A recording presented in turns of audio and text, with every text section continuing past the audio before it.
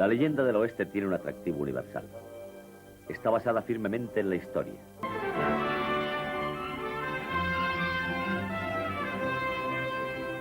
El hijo de la pradera. Las películas no solo recrearon la historia del oeste, la prolongaron. Dieron una segunda oportunidad a cientos de cowboys que se quedaron sin trabajo al desaparecer el viejo oeste. Los primeros cowboys que fueron a montar y a figurar como extras procedían casi todos de Montana, Wyoming, Texas, Arizona, prácticamente de todas partes del oeste. Eran auténticos cowboys.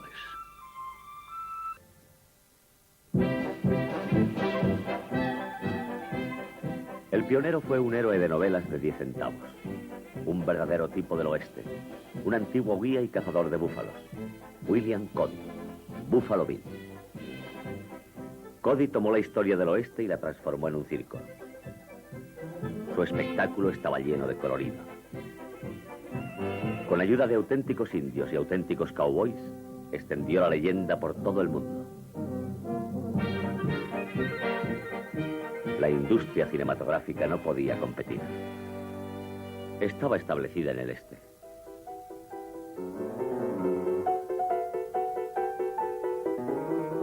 Se tardaba más en llegar al oeste que en hacer un western, de tal modo que hasta los grandes desfiladeros eran decorados. ¿Qué más daba? Era barato y el público de 5 centavos la butaca disfrutaba con ello.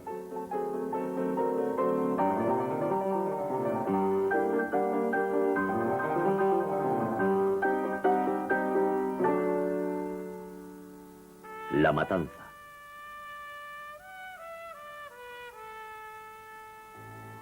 Cuando la industria emigró hacia el oeste, tuvo una gran importancia.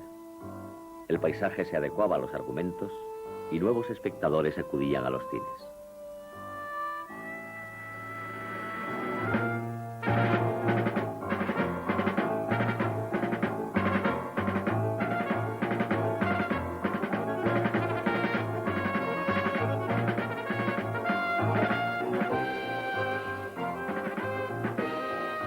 El indomable oeste fue un impacto para los actores.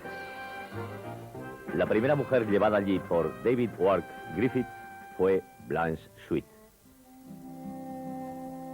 Trabajar en el desierto es algo muy sucio y muy desagradable. El maquillaje se estropea con el sudor y debes tener buen aspecto. Y al final de la jornada tienes tanto calor, tanto polvo y tanta sed. Teníamos tanta sed como los que mueren al cruzar el desierto.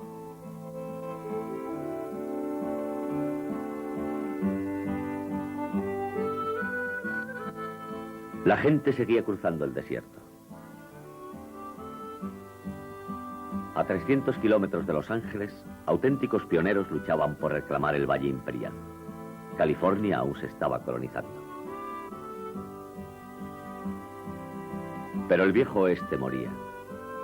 Las últimas grandes manadas se retrataban para las películas y para la posteridad.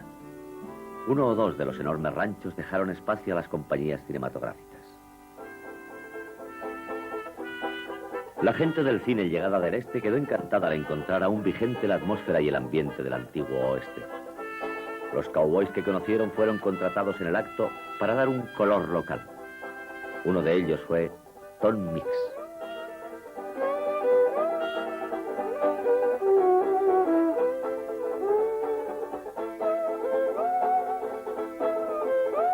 Tom Mix fue contratado para manejar ganado, lo que no le interesaba puesto que lo hacía todos los días, pero le encantaba actuar.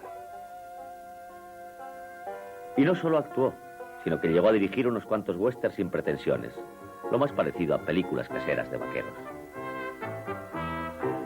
Sus películas llenas de acción y de humor eran las favoritas de sus compañeros cowboys.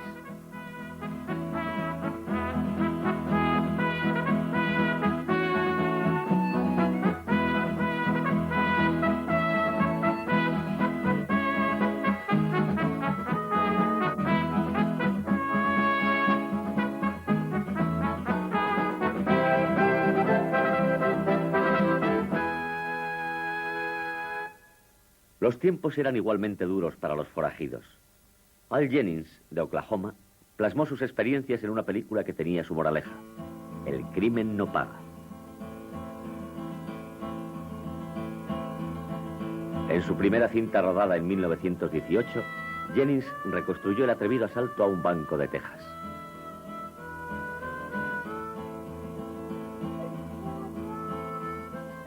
Una vez puestos a buen recaudo los bandidos, Jennings recurrió a algo que llamó Cleaning the Street.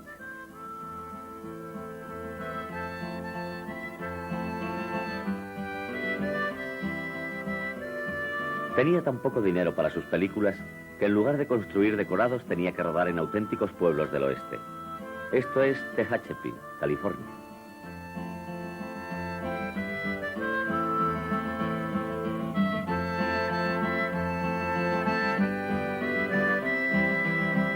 Jennings mostró el oeste que las películas solían ocultar: el sórdido y feo, con familias que vivían hacinadas en chozas de barro.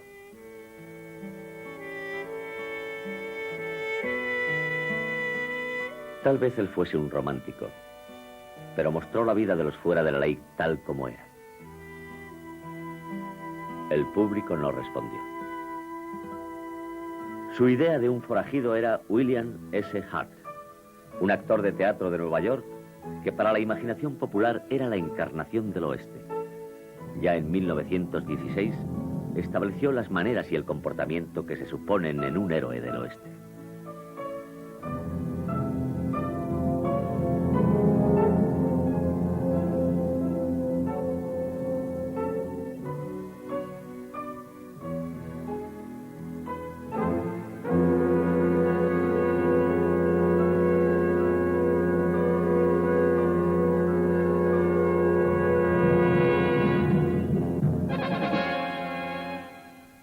Hart siempre intentó dar autenticidad a sus películas. Incluso se atrevió a usar el lenguaje por señas de los indios. William S. Hart habló por señas como hacían las mujeres, y los hombres le criticaron. Veamos, Bill Hart podía... a ver si lo digo. Hace largo tiempo, hombre blanco e indio, amigos. Quería decir, hace largo tiempo, hombre blanco e indio, amigos. Y volví a repetirlo. Y eso te confundía, es confuso. Y cuando decía pregunta, significa sí o no. Tu corazón dice sí, tu corazón dice no. Él no haría eso, diría... pregunta. Hart personificó la leyenda primaria del oeste: el bien luchando contra el mal.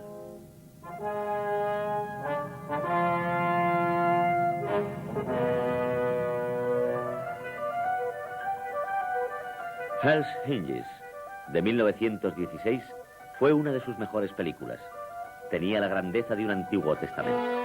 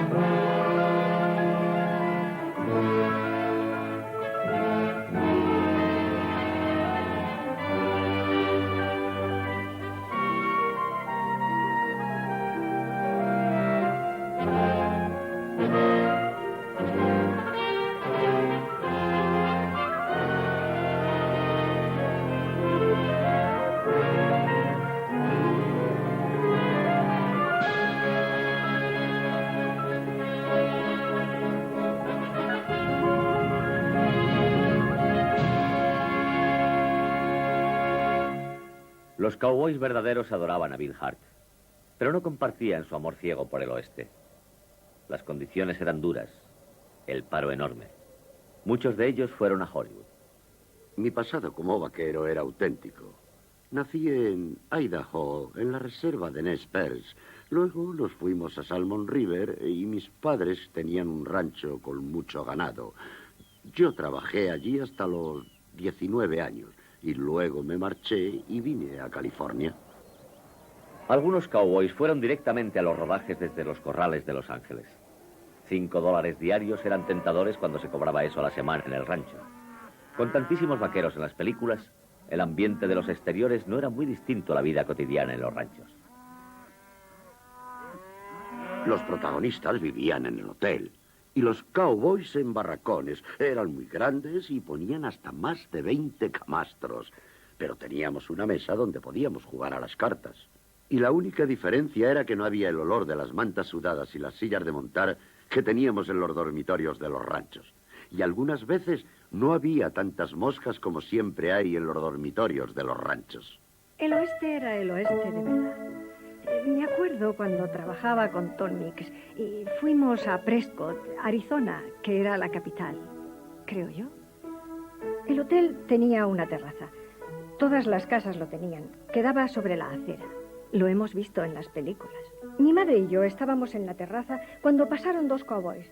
No sé por qué discutían, pero uno se abalanzó sobre el otro y galoparon en un solo caballo sin dejar de pelearse. Había visto esa misma escena en muchas películas, pero aquella pelea era auténtica. No se trataba de una película. Imagino que las dos cosas son parecidas. Los cowboys llevaron a Hollywood sus costumbres de la frontera. Tal vez hubo más tiroteos entre los vaqueros que iban al Gomer Gulch de Hollywood que entre los que vivían en Dodge City. Eran hombres duros. Conocí a algunos que habían salido huyendo de Wyoming por cuatreros y los perseguía el sheriff muy de cerca. Hollywood se vio muy pronto invadido por cowboys sin trabajo. Gente resuelta a vivir a costa de lo que fuera. Cuando yo trabajaba en el cine, el peor antro estaba en los bulevares de Hollywood y Cahuenga. Los cowboys parados se reunían allí. Los estudios sabían dónde encontrarlos y en caso de necesitarlos con urgencia, el jefe de reparto sabía dónde acudir. Había rivalidades, mal carácter y peleas en el bar. Uno de esos bravucones era Jackie McGinn. Jack, recuerdo que siempre fue un hombre muy belicoso. Era alto y muy fuerte, y cuando entraba en el bar, le rodeaba a uno el cuello con el brazo y decía, dime otra palabra y te parto el cuello. Siempre fue así, muy belicoso. Bien, allí en Hollywood se había marchado a Hollywood, y mi doble era un tipo llamado Tom Bay. Tom había matado a un hombre en Oklahoma mucho antes de que fuese a Hollywood.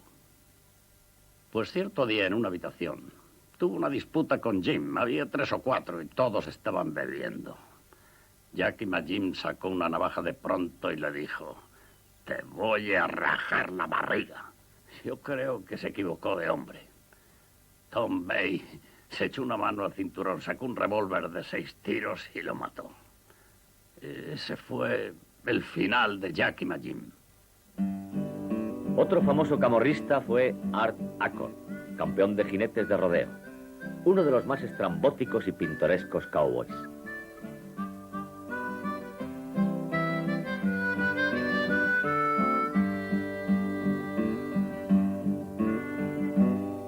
Había en él algo de bandido. Se tomaba unas copas y no había desconocido o forastero con el que quisiera pelear. Cogía a su mejor amigo y le retaba a una pelea. Era un tipo en el que no podías confiar, pero no podías evitar apreciarle. Es más, en una tarde tuve 3 peleas con él. Cuando me desperté por la mañana, estaba hecho una calamidad. Me levanté y no podía ni ponerme las botas. Estaba magullado y pensé, bien, si ese granuja se acerca de nuevo, le mataré y al diablo. Sonó el teléfono. Era Ackord. Dijo, ¿todavía te queda algo de beber? Y yo le dije, Art, me queda, pero no para ti. No te acerques a mí. Ya he tenido suficiente. Y él dijo, ahora mismo voy para allá. Le dije, hazlo y te daré de latigazos en la misma puerta. Yo vivía en aquella época en un apartamento. Él dijo, ok. Dijo, por supuesto que llamó a la puerta. Y cuando le abrí vi que tenía un ojo morado. Estaba hecho polvo y dijo, Jackie, ¿con qué me pegaste? Así que me dio mucha lástima. Durante un cuarto de hora echamos unos tragos y volvimos a ser amigos. Peleaba con cualquiera por divertirse, por dinero o por ropa vieja.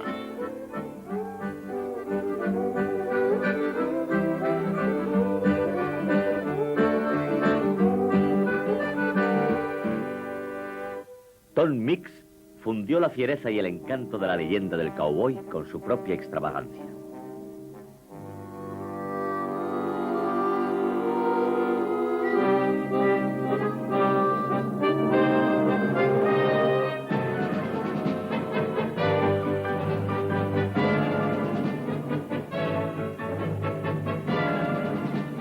De constitución atlética, interpretaba las peleas con un realismo superior a lo exigido por la cámara, como lo sufrió en su carne el especialista Harvey Perry. Él bajaba unas escaleras y yo me lo encontraba al subir.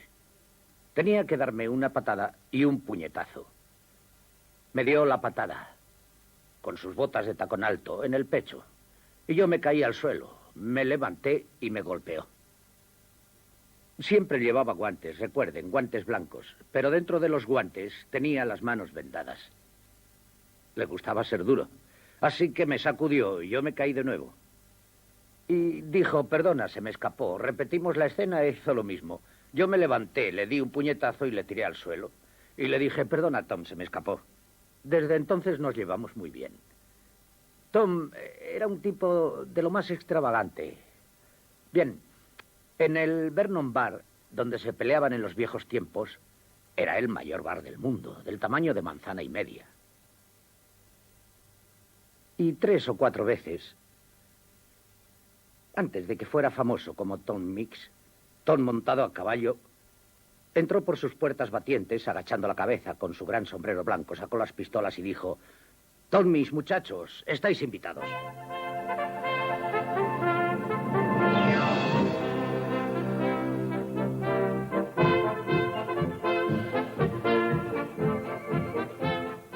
Tom Mix comenzó como auténtico cowboy, pero vivió en una época en la que gustaba la exageración y se adoraba la exhibición extravagante. Hacia 1920, Tom había transformado su vida en un espectáculo del salvaje oeste. Pero cuando Mix paseaba con hebillas de plata en los pantalones y hebillas de plata en las botas y flecos en las solapas y flecos en las mangas de la chaqueta, iba vestido como un árbol de Navidad y nunca le igualó nadie.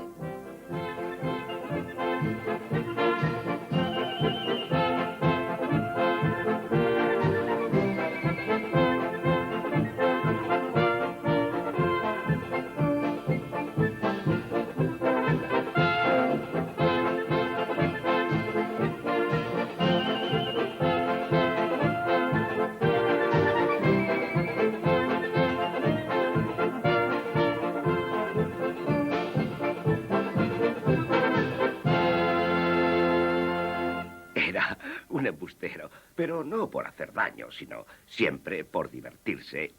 Le rodeaban en el plató y todos querían oír algo de su pasado antes de meterse en el cine. Y él les contaba unas historias de que había sido ayudante del sheriff o sheriff, y de caballos muertos a sus pies y de que capturó bandidos y cosas así. Era algo terrible. La primera vez que le oí, no podía dar crédito a mis oídos. Cuando se fue toda la gente le dije, Tom, tengo la sensación de que has retorcido un poco la verdad, ¿no? Y dijo, ¿qué diablos quieres decir con eso? Y añadió, vienen aquí a divertirse y yo les cuento una de mis películas. El gran robo del tren.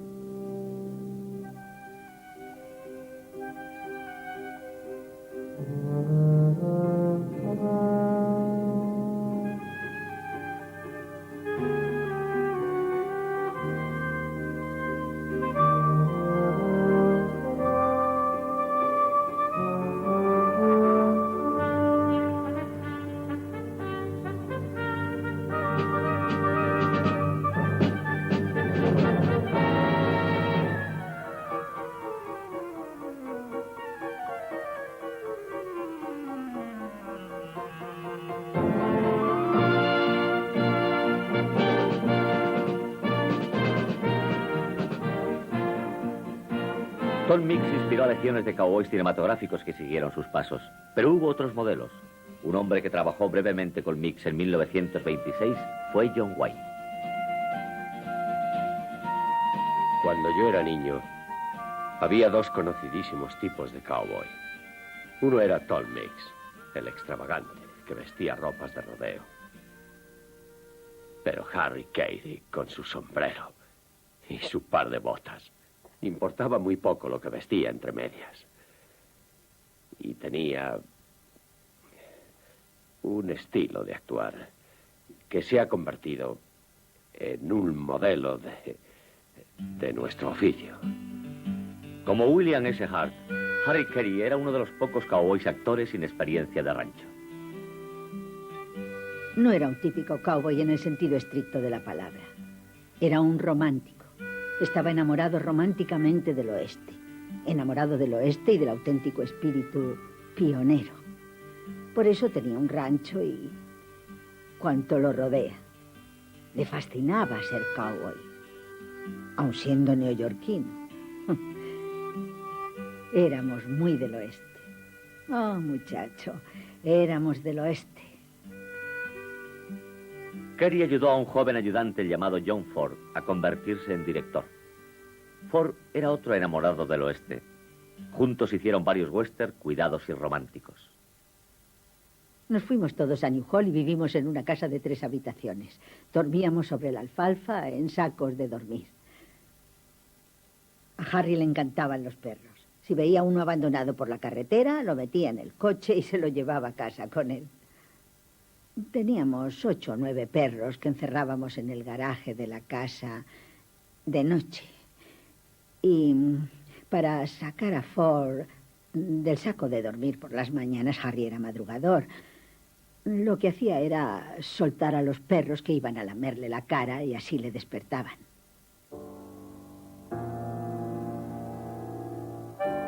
Carey fue el protagonista de Straight Shooting, de Ford, una película que pronto se convirtió en modelo de muchos westerns.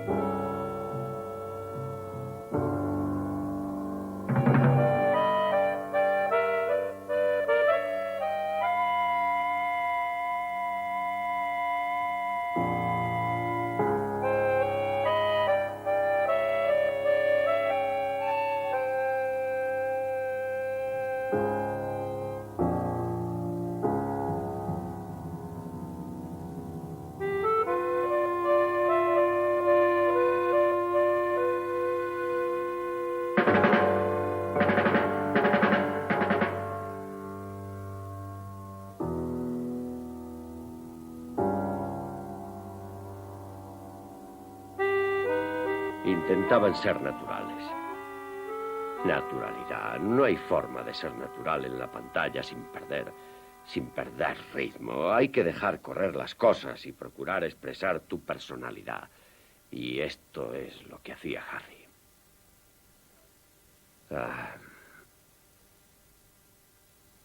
Le quería porque le conocía de muchos años, cuando yo era joven y él una persona mayor. Estuve mucho tiempo unido con Harry y Ollie.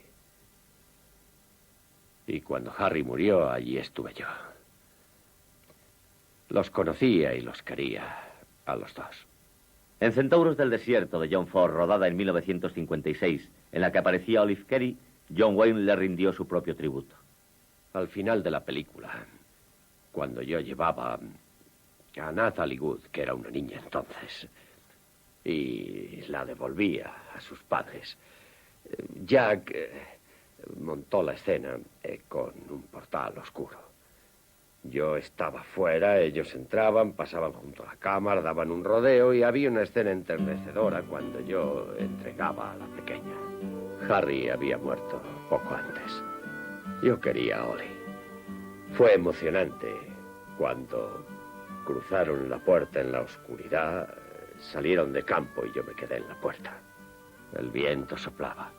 Pensé en Harry Carey. Él adoptaba una postura que servía para ese efecto. Se ponía la mano izquierda en el brazo derecho, repitiéndola en muchas películas. Bien, cuando cogieron a la niña, salieron de campo y quedaba solo el fondo oscuro. Entonces Ollie me miró. Yo adopté la postura y sus ojos se llenaron de lágrimas. Fue un momento dramático en mi vida. Y estoy seguro que en la suya.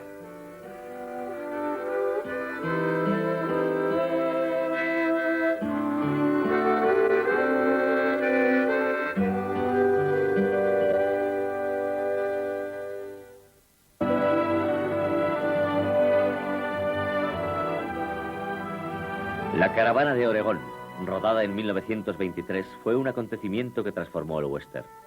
Romántica en su argumento, auténtica en la reproducción de los sucesos de 1848. Un tema que era muy querido por su productor, Jesse Lasky.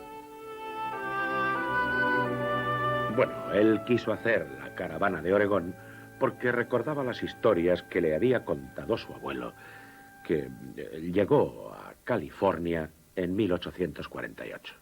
De niño siempre había soñado con esas aventuras ancestrales de cruzar en una larga caravana de carros los inmensos espacios del oeste. Y vio la oportunidad de convertir el western, que siempre había sido un género de presupuestos y calidad muy bajos, en una epopeya. La Caravana de Oregón.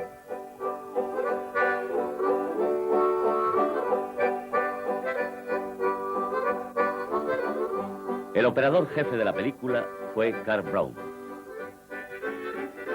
En La Caravana de Oregón vi mujeres pioneras, a sus maridos, a sus hijos, continuando su quehacer cotidiano sin que ni yo, ni Cruz, ni nadie más les diera instrucciones. Hacían lo que habían hecho toda su vida.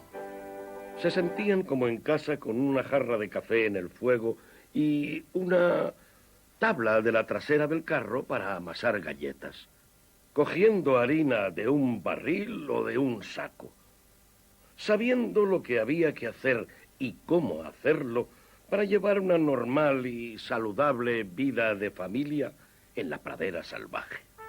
Los padres del director James Cruz eran mormones que habían cruzado en carros la pradera para establecerse en Utah.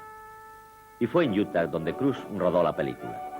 De niño solía contemplar los carros en el rancho de la familia.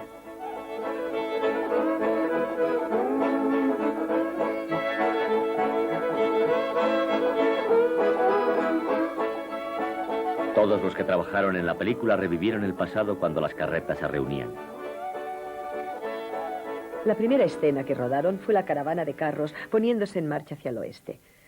Y algo ocurrió en mi interior. Dije, me alegra trabajar en la película. Va a ser una gran película. Había algo muy real en ella.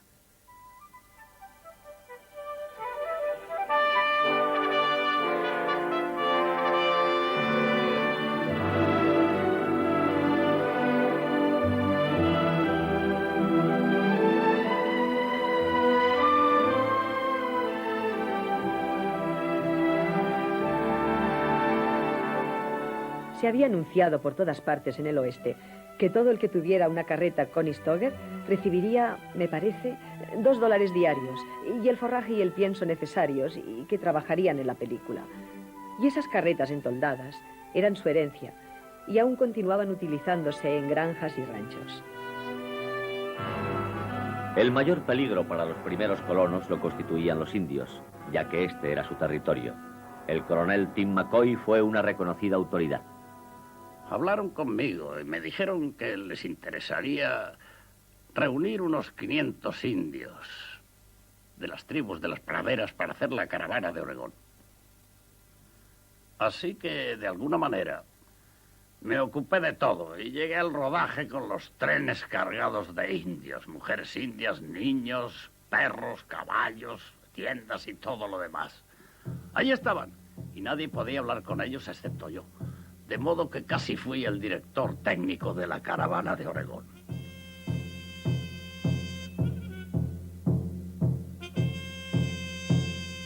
El rostro pálido que llega con su medicina malvada debe morir, o el piel roja perecerá. Fue el único que llevó a los Pieles Rojas con todo su equipo. Los observamos el primer día y vimos que trabajaban las mujeres levantando las tiendas y vivían en su propio ambiente. Y él les decía el guión cada día, en lenguaje de signos, y nunca, nunca tenían que repetir una escena. La primera toma era perfecta. Vivían el guión, lo revivían.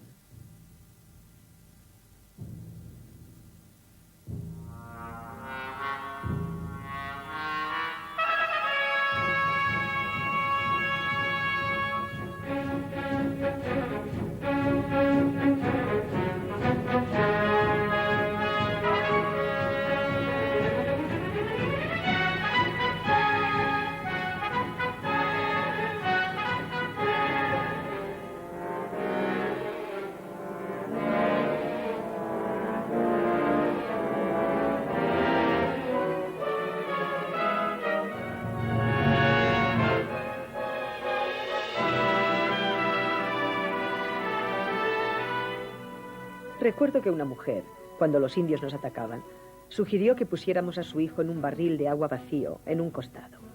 Jim Cruise aceptaba muchas indicaciones de esa gente que no eran actores profesionales. Yo creo que tal vez el espíritu de la película residía en la gente que la interpretó.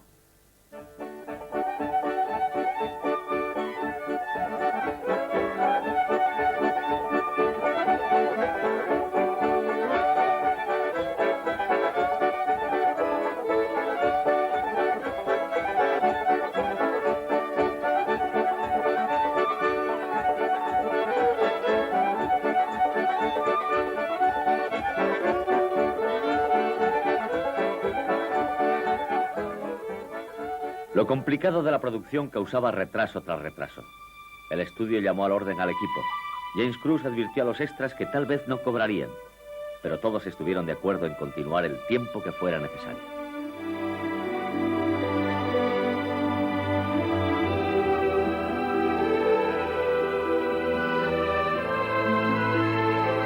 La película sobrepasaba el presupuesto. El tiempo empeoró. Nevaba cuando no queríamos que nevara y rodamos en la nieve escenas que resultaron las mejores de la película, naturalmente. Siempre ocurre lo mismo. El cruce del río Platte fue el mayor reto, como lo había sido para los pioneros. El primer intento tirando de las carretas con cables fue un fracaso rotundo. Un terrible y triste día. Cometieron un error al poner las cadenas en el espolón del carro para que de esa forma cruzaran, y 2 caballos, los 2 primeros, se ahogaron. No pude trabajar ese día. Volví a mi tienda y Jim dijo, bien, lo dejaremos y rodaremos otras escenas. Lo único que podíamos hacer era repetir, a regañadientes, lo que les había ido muy bien a los pioneros.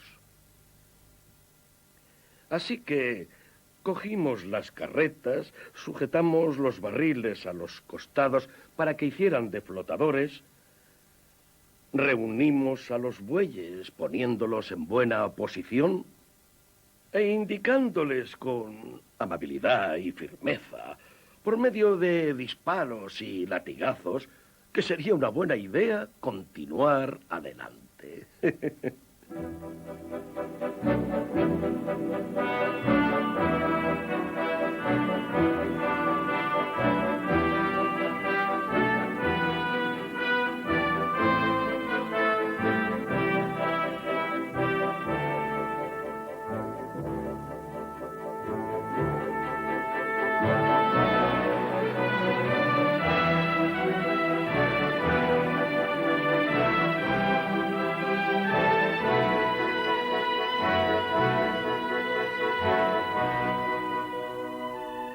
La caravana de Oregón fue una película difícil de hacer, llena de peligros y dureza. Fue la primera en su clase. Desde 1923, centenares de westerns han insistido en el mismo tema. Tal vez alguna haya sido mejor, pero ninguna tiene la sencilla grandeza del original, porque la hizo gente con raíces personales en el pasado, descendientes de pioneros, que también eran pioneros.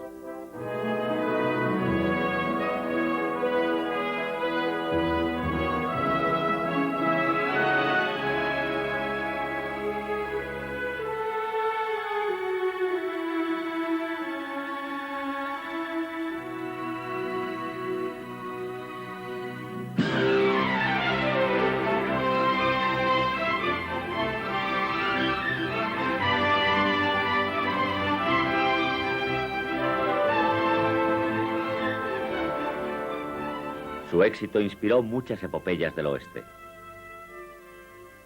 El director John Ford estaba poderosamente influido por ella.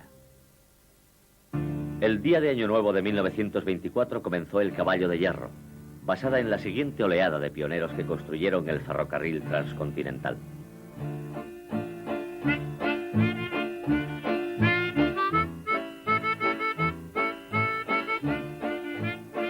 Ford estaba fascinado por el oeste y su historia.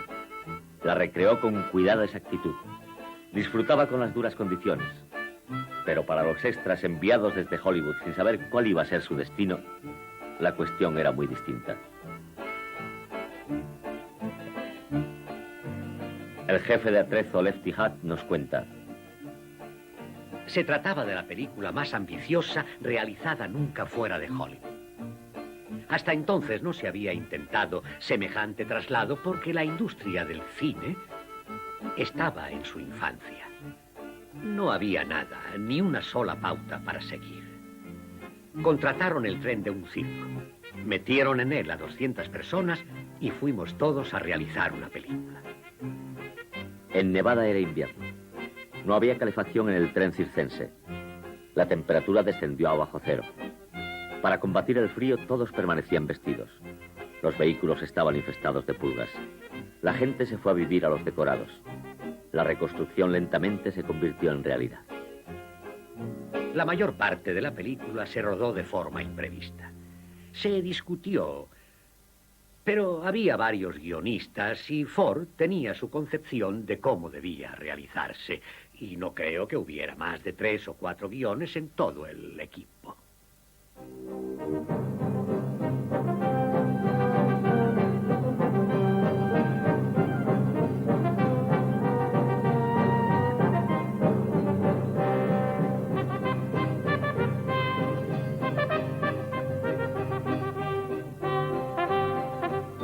Teníamos chinos que habían trabajado en el ferrocarril 50 años y eran maravillosos. Disponíamos de unos 35, todos retirados ya. Todos en grupo trabajaban en la película. Entre los chinos había varios que trabajaron en el tendido del Western Pacific 50 años antes. Sufrimos una barbaridad en la película. Cristo, qué espantoso frío. Teníamos que salir a trabajar de día en aquel camión con la ventisca y la nieve. Y los indios trabajaban medio desnudos. Era morirse. Jesús, qué terrible. Las mujeres padecieron mucho al trasladar el poblado. El ferrocarril avanzaba. Los poblados eran destruidos para levantarlos más allá siguiendo el curso de las vías.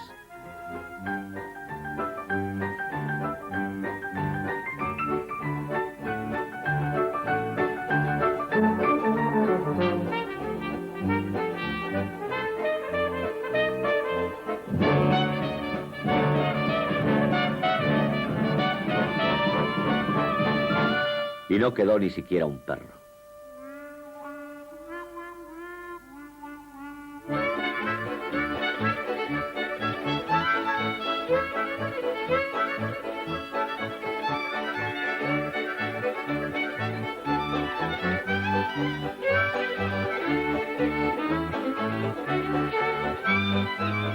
Hasta cuando paraba la cámara, el ambiente del viejo oeste permanecía.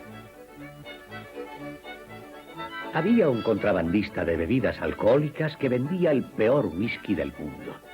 Le aseguro, hermano, que debía tener 200 grados porque te caía redondo. Y créame, lo necesitábamos. Bien, cuando levantamos la lona del circo, fueron tantas las peleas que tuvimos que quitar de las mesas las botellas de salsa de tomate. Así que se puede imaginar lo terriblemente duro que era.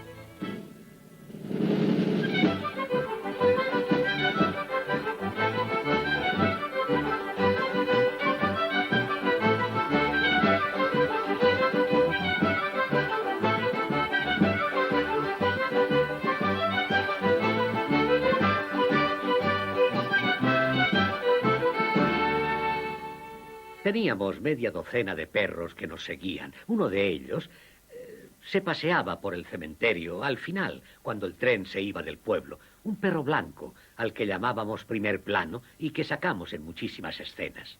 Así son las cosas del cine. Ford tuvo mucha suerte al disponer de esas cosas.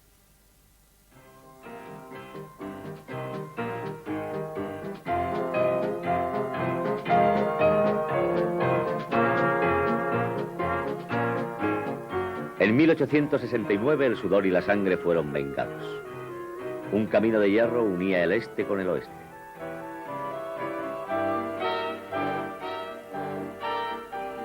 John Ford le dio vida con la fidelidad de un noticiario.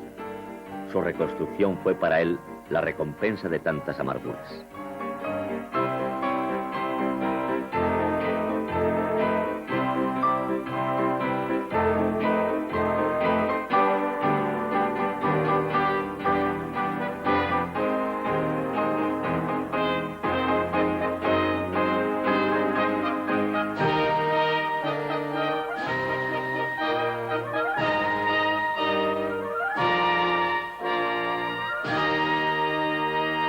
La colonización no terminó con el siglo XIX.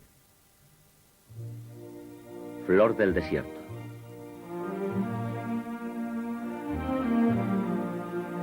Los colonos continuaban emigrando hacia el oeste al mismo tiempo que los pioneros de Hollywood.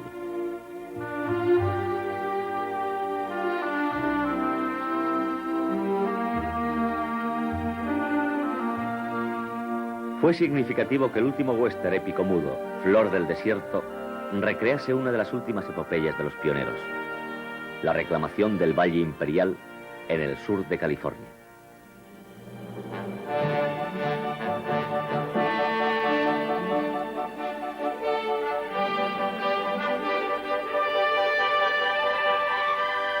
El sitio más cercano que encontré y que se pareciese a lo que íbamos a hacer fue el desierto de la Roca Negra situado entre Nevada, Idaho y Oregón. Allí no estoy muy seguro, pero al rodar la película, los actores y todos los que interveníamos en ella, tal vez pasamos más penalidades que quienes se establecieron en el Valle Imperial. Al mediodía tendrían esos incipientes tornados.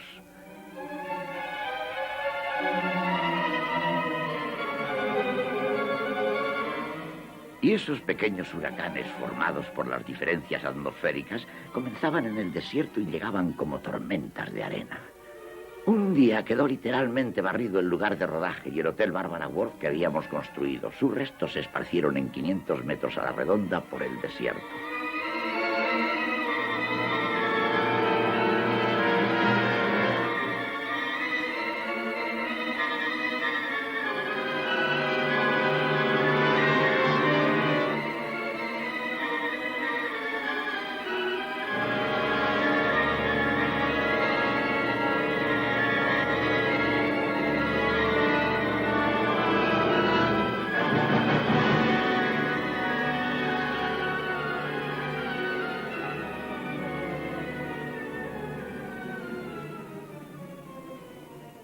Teníamos rancheros y cowboys auténticos, con sus caballos y todo. Los contratamos con animales y sillas de montar y vinieron de todas partes, de un pueblo llamado Gurlak, de otro llamado Sulphur y de Winamaker, de todo alrededor. Allí mantuvimos a todos.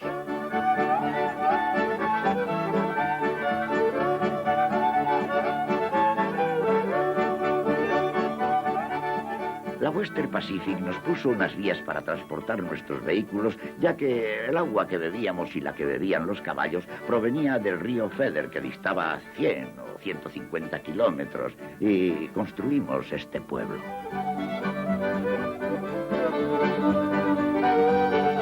Es una niña. Es una niña. Es una niña.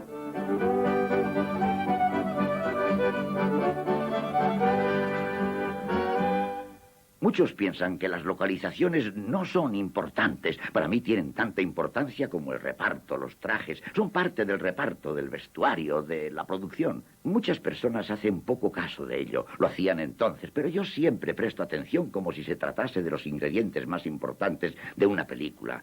Porque son un medio visual y eso es lo que desde luego se contempla. Los primeros filmes del oeste se...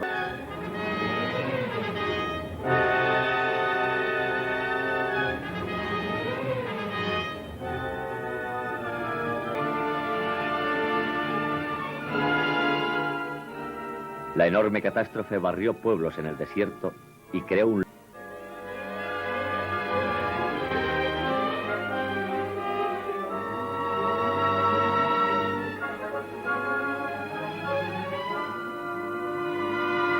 en toda de la presa. La inundación es inevitable. Ese es su castigo.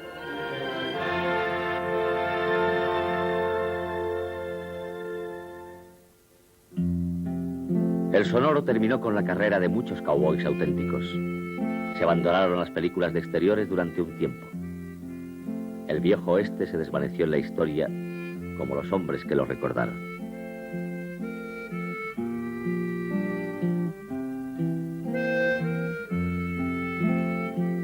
Pero las películas del oeste siguen viviendo.